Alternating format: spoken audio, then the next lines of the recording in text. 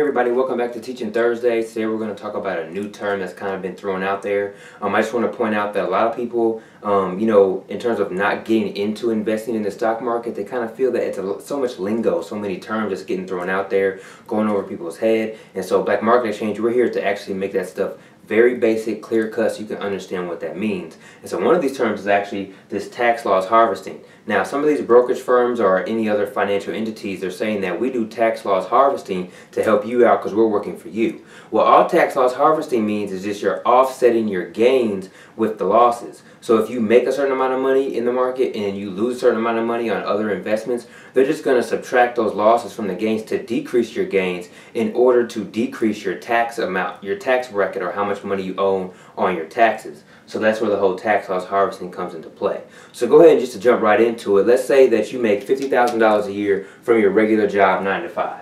So here you have $50K, so $50,000, and that is from work. And then let's say you've been investing, this is your first year investing, and it actually hasn't been that bad for you, just getting in there, getting your feet wet. So you made, let's say $5,000. So now you have $5,000 from investing. So what happens is when you report on your taxes, you're going to have to report the investment as part of your income. And we're going to use short-term investing because long-term investing has a different tax bracket than short-term investing does. But just for teaching purposes, we're going to use short-term investing because that basically counts as regular income, and that's how it's just going to be taxed. So now you're looking at $55,000 that you made on the year. Now this $55,000 is what's going to be known as your AGI, or adjusted gross income. And that's pretty much going to be the money that you're going to be taxed on. Now if you happen to own a business, or if you have any other financial areas that you need to add to this, of course you will, but just for teaching purposes, we're keeping it very basic. We're talking about how much you make from work and how much you made from investing in the stock market. And so this is your AGI, your adjusted gross income. Now what happens is with tax loss harvesting, let's say you made $5,000 in the capital gains. Make sure you watch our video on capital gains to really understand what that means. And then let's say you lost $2,000 on some other investments. So let's say you invested in a certain amount of stocks and you made $5,000 in gains, but you invested in some other stocks and you actually lost $2,000 from those investments. So here you have a $2,000 loss. Okay? So what's going to happen is with tax loss harvesting, you can offset your $5,000 capital gains with your $2,000 capital loss. And now when you subtract $2,000 from $5,000, this actually becomes $3,000 that you made from investing, which drops your $55,000 onto $53,000 that you made for your investing.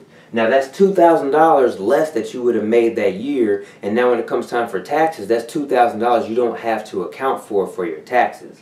Now whatever you make in terms of for your capital gains or money profit made, you can offset by all the losses that you have. So for another example, let's say that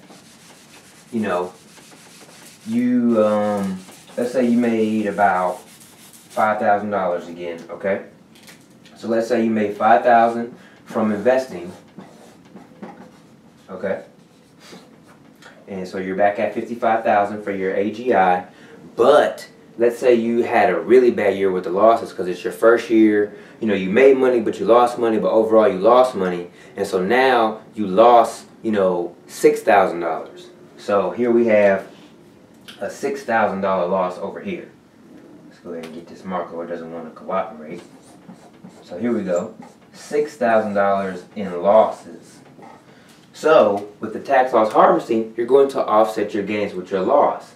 Now what happens is your losses this time are actually more than your gains over here. So instead of making $5,000, you actually lost, you're going to subtract, you lost $1,000 because you lost $6,000 total and you only gained $5,000.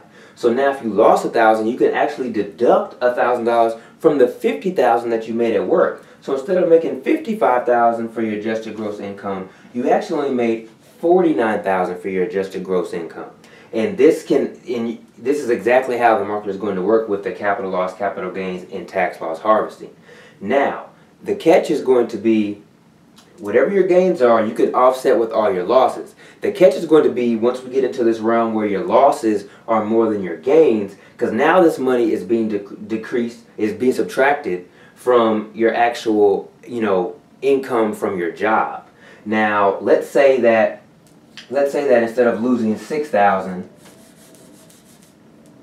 and let's say you made 5,000, but instead of losing 6,000, you lost 10,000. Oh my God! I know you're probably like, "Wow, I lost 10,000. Maybe I need to not be doing this." No, it's your first year. You're just getting in the game. But remember, you made 5,000, so in actuality, you only lost the $5,000. Okay? So here we are with 5,000. Let's get everything in order here. So you got 5,000, and you have 55 for AGI.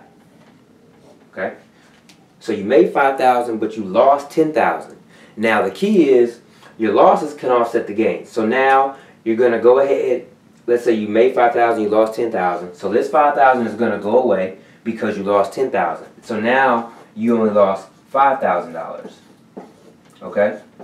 Now what happens is you can only deduct up to $3,000 from your regular income from the capital losses. So you lost 5,000, but you can only claim 3,000 as a loss. So now this 5,000 gain turns into a $3,000 loss. And now your AGI went from 50,000 or 55,000. Let's go ahead and erase this the right way. 55,000 to $47,000. You see how that's affecting your taxes now? Now your taxes are actually going down. So let's say you lost all this money, but hey, maybe you might get money back now on your taxes because of this. So this is kind of what a lot of experienced investors tend to do with their money to try to help them out on the back end. They might have lost money, but they're going to recoup it on the back end from the tax loss harvesting. But remember we said that you can only subtract up to $3,000 per year from your income. So what happens? Next year rolls around, right?